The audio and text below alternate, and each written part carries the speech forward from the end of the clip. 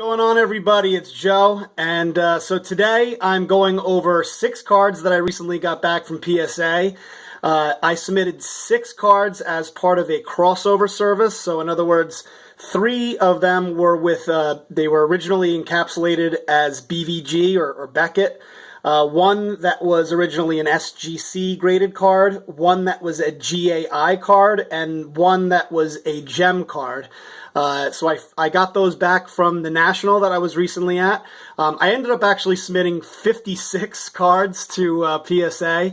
The main reason is that, number one, when you become a member, you get 6 for free. Of course, becoming a member isn't free, but you do get 6. And the way that PSA works is for bulk submissions is 10 or more is $10 a card.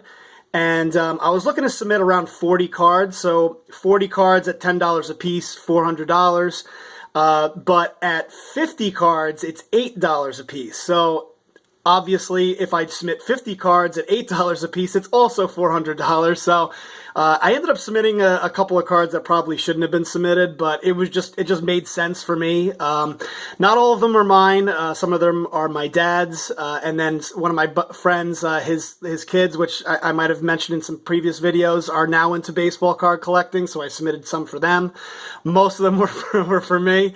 But it was really cool. You can see here in the background, as part of being a member, I got that the SMR 2016 National Convention issue with Muhammad Ali in the front, and this really cool book, the 100 Greatest Baseball Autographs. And I met the authors, and they signed the book. And it just makes sense. I mean, it's an autographed book, so it should be autographed by somebody. In this case, it was autographed by the authors. And then, of course, as being part of the PSA member, I got the brochures. And it took me, by the way, it took me forever to fill out the sheets. I think I might have sat at the PSA table filling these sheets out for like an hour. So you can see here, these are the 6 cards that I submitted to get the crossover service. And then just one page after the next of cards that I submitted, the 50 cards that I submitted as part of the bulk service. And then finally, what they also gave us was this really cool, it is a sort of a promo card, the 2016 NSCC promo card featuring the Ty Cobb, which, as you guys may have seen in some previous videos, I already own the real version of the card. So it was a really cool thing. I got to own the promo version of the card that I own, and it's also cool. It's numbered from 486 out of 777. I actually saw some people selling this on eBay for like $30. So I guess it has some value, but you could see here, obviously, different backs. You could tell one is real and one is not real. I'll let you guys take a guess as to which is the real version. So really cool. And now, so let me go get to the cards that got graded. And I'll start off with the card that I was probably the least happy with, which is this 1994 SP Alex Rodriguez rookie. I guess the nice thing is that they didn't crack it out of the case. They just sort of left it in this gem case. And I have to be honest with you, I was not surprised that it had evidence of trimming.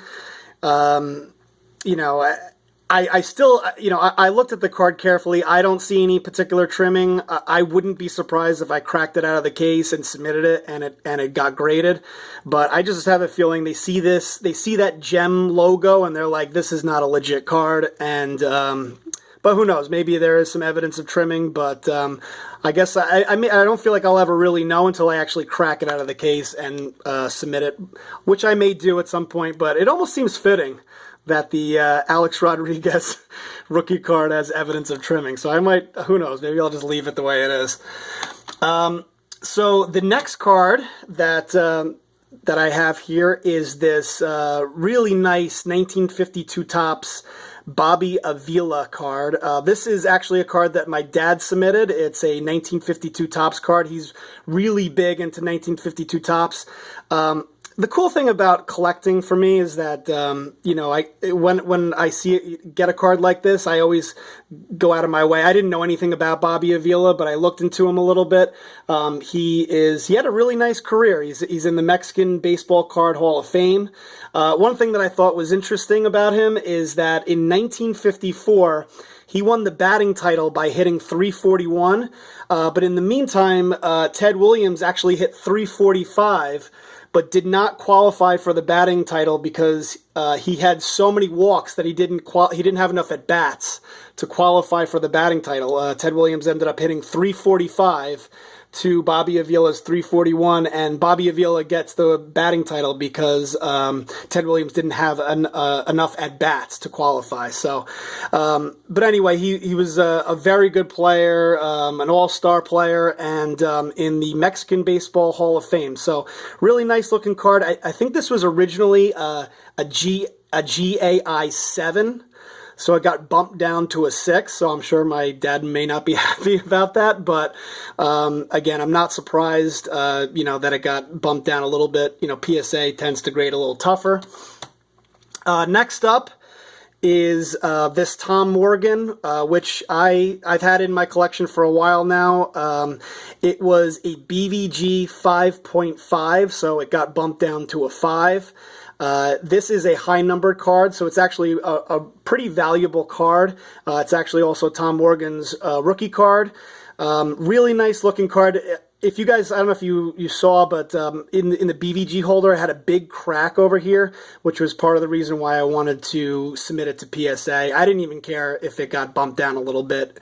It's actually probably worth more even as a 5 PSA than a 5.5 BVG. So, really nice looking card, and I love the logo here.